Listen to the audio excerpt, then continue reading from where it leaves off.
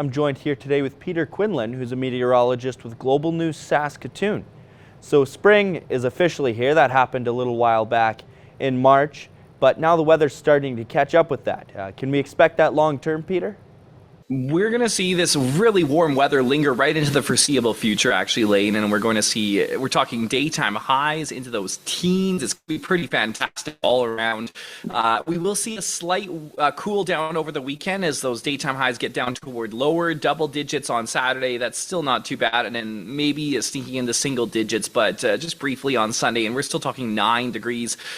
Chance of a few more clouds rolling in, but then next week this ridge of high pressure builds back in the heat and the teen temperatures.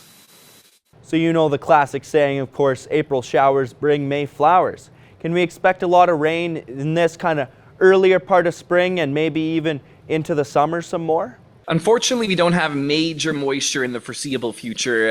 April showers are looking a little sparse, at least through to the middle of the month. We still have a bit of an uncertainty in terms of what's going to happen later in the month. So it does look like that could be a bit of a trend this spring, that we might be seeing drier than normal conditions. Hopefully not, but at this point, that's what it's looking like. So even though the temperatures are kind of just in those teens and not super hot, that sun is shining quite bright. Is it important for people to maybe wear sunscreen and think about protecting their skin when heading outside?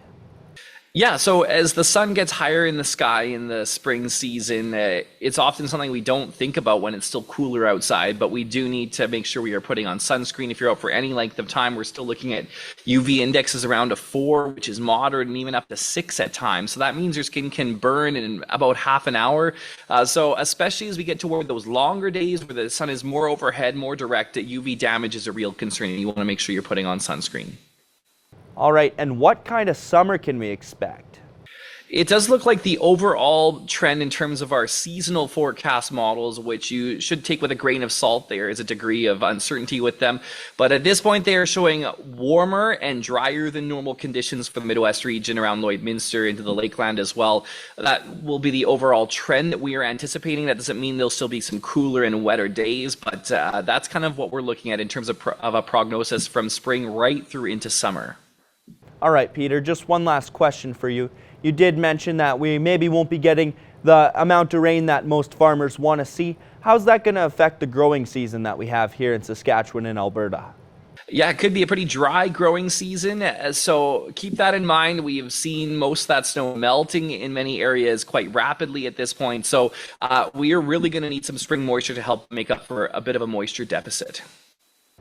Well, those are all the questions I have for you today, Peter. Thanks a lot for joining me and taking the time to answer them. Yes, thanks for having me, Lane.